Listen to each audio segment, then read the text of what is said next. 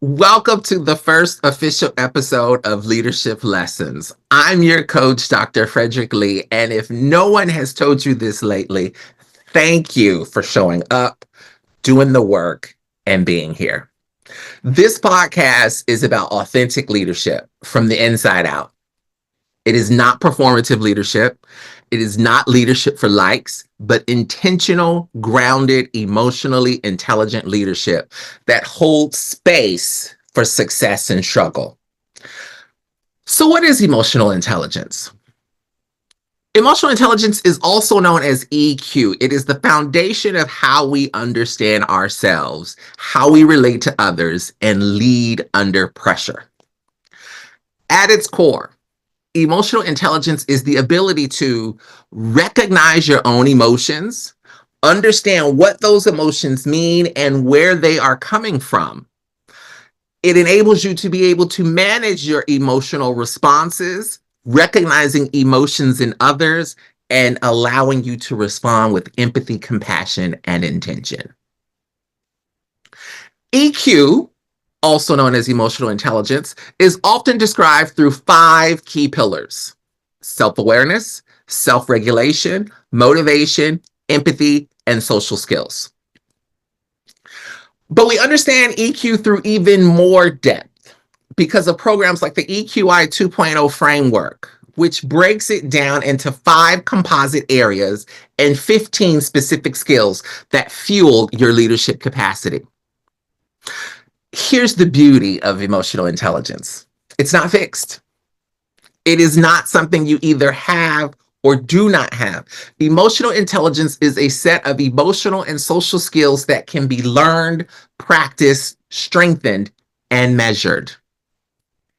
The EQI 2.0 model defines EQ as the capacity to perceive, express, and manage emotions.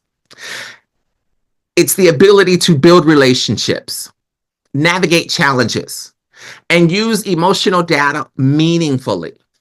Like any other leadership tool, these skills evolve with practice and intention. So think of emotional intelligence as a full spectrum toolkit that helps you move from emotional reactivity to strategic reflection. It helps you shift from burnout over functioning to balance and grounded presence. It allows you to go beyond surface success and step into being whole at work and within yourself. The EQI 2.0 model includes 15 interrelated skills over those 5 key areas, which are self-perception, self-expression, interpersonal relationships, decision-making, and stress management. These skills contribute to your potential for leadership, well-being, and personal fulfillment. Through assessments like the EQI 2.0, we can measure your emotional skill set. We can identify your strengths, and we can design a coaching path specifically for you to grow in areas you may be underusing. That means there's no guessing work. Emotional intelligence gives you a language, a framework, and a roadmap. And it's one of the most powerful investments you can make in your leadership. So let's talk about the brain science of this. As I sip my water. Your brain is wired to keep you safe. So there's a section of your brain called the amygdala. This is where your emotional smoke detector is, and it reacts quickly. It's constantly scanning for threats, and it's going to react instantly. That's your fight, flight, or freeze response. But it doesn't always get it right. Your prefrontal cortex, just behind your forehead, right here, is where your rational processing, empathy, regulation, and decision-making live. It's a little slower, but it's wiser. So when emotional intelligence is high, these 2 systems, the amygdala and the prefrontal cortex, are in strong communication. Practicing EQ builds a bridge between the 2. You learn to pause, name what's happening. You get to choose your response. You move from emotional hijack to emotional mastery. And neuroscience backs this up. People with high EQ show more regulated, efficient brain activity under stress. Without that bridge, leaders react. With it, they respond. So I'm mentioning leaders a lot. So what makes a leader? That's a question that's been debated for many, many centuries. Are leaders born or are they made? And in that same breath, people ask, are we born with emotional intelligence or do we learn it along the way? Well, the answer is actually both. See, research in neuroscience and psychology shows a genetic component to emotional intelligence. Yes, some people may be naturally more empathetic and attuned to emotions than others. But science also tells us something equally important. Emotional intelligence is something you can develop. It grows with age, experience, and self-awareness. There's even a name for it. It's called maturity.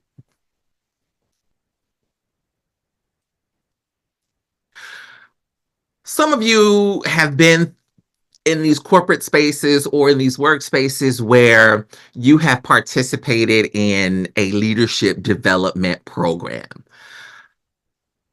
Most of those leadership trainings actually miss the mark. Now, here's the catch, and this is what's important. They fail not because people aren't capable of change, but because the training targets the wrong part of the brain. Okay, let me explain.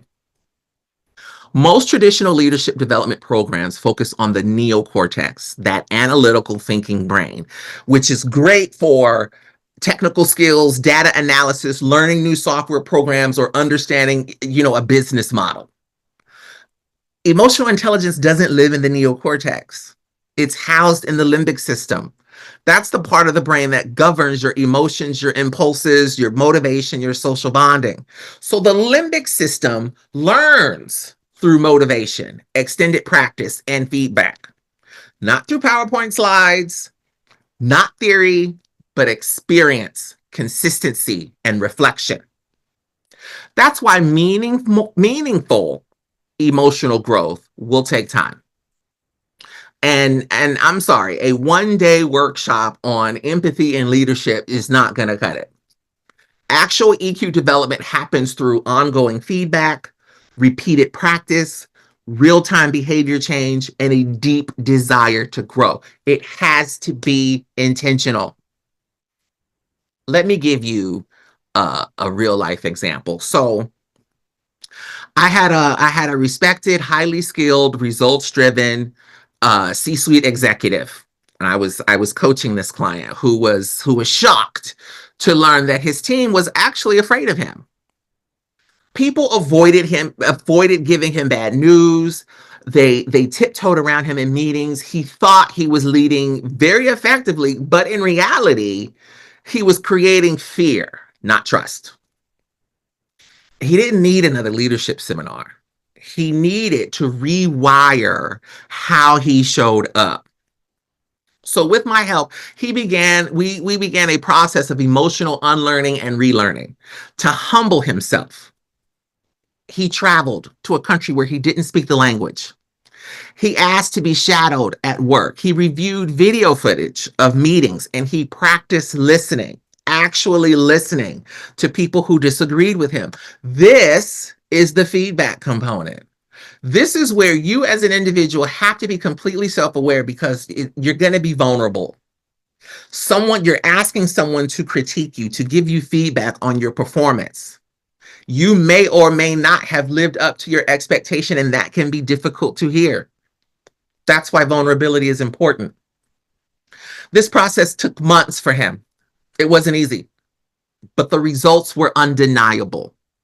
His emotional intelligence increased and his leadership performance improved.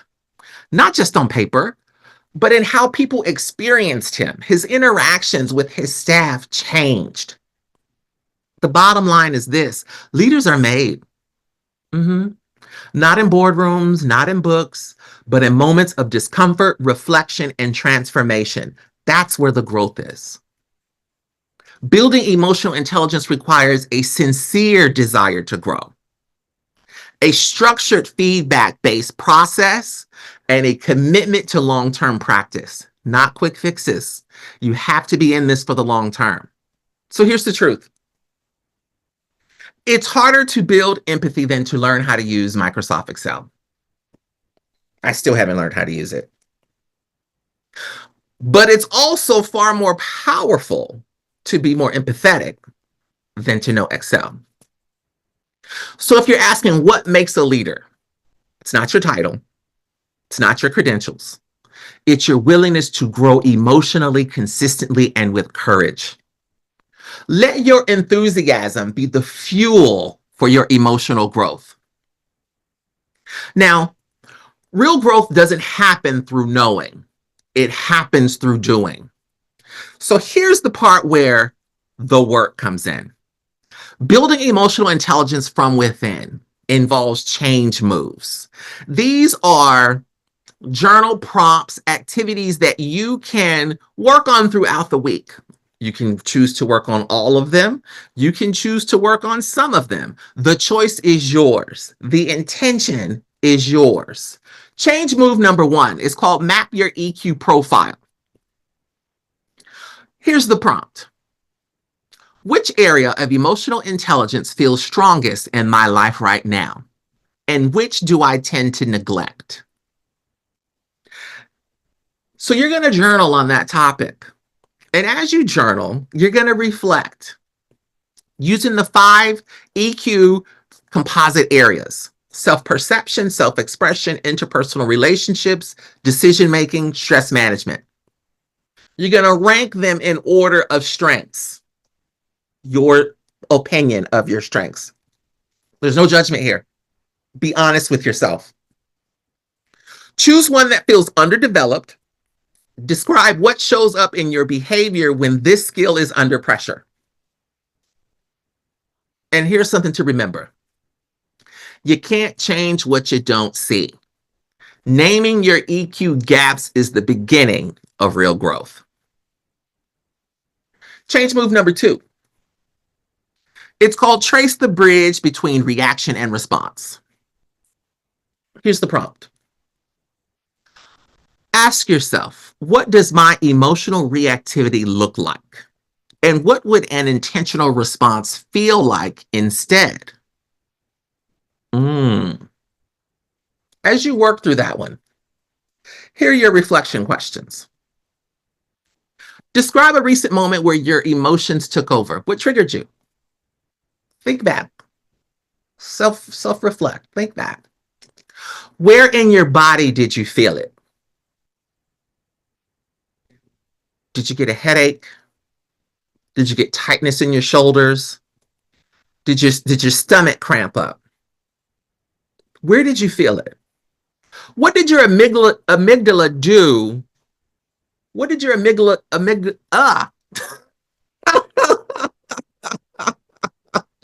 What did your amygdala want to do?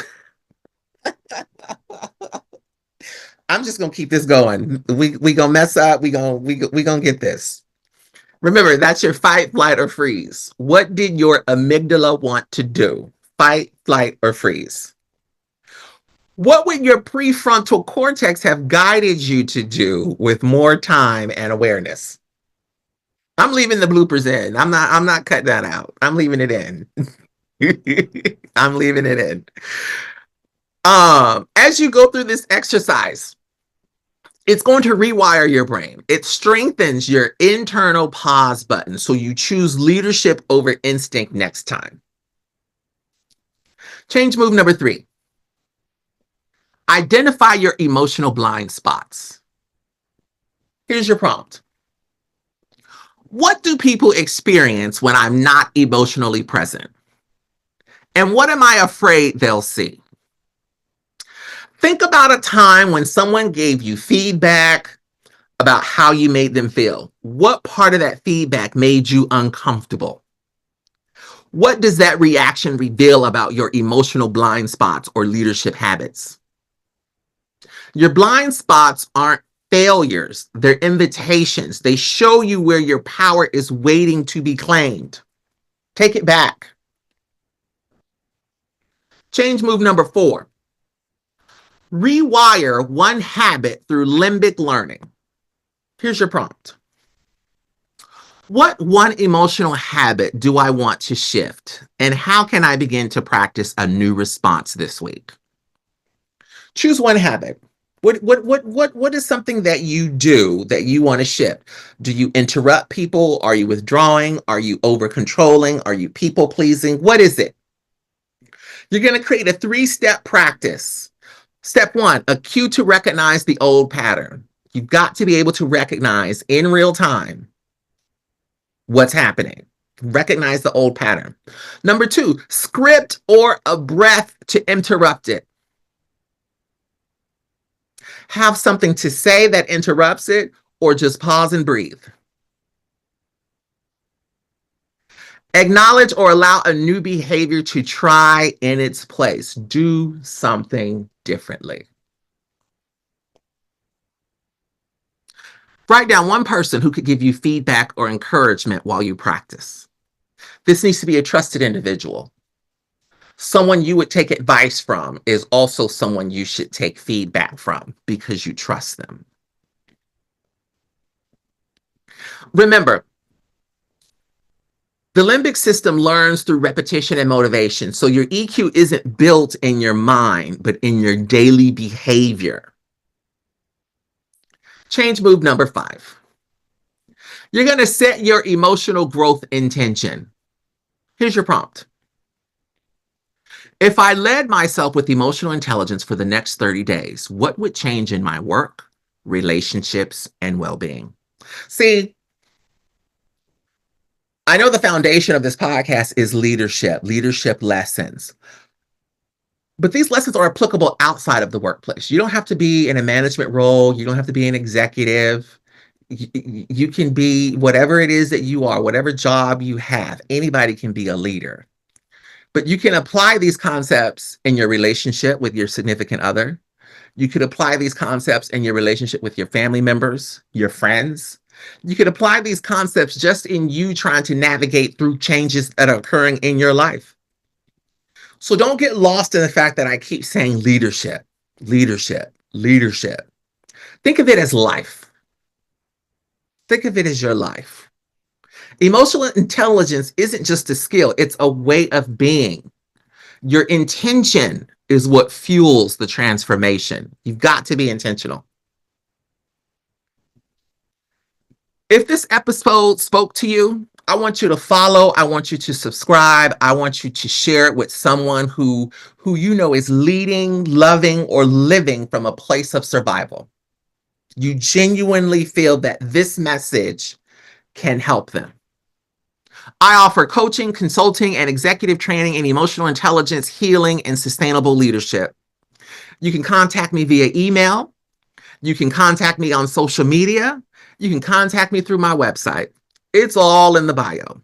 And don't forget, change is constant, but growth is intentional.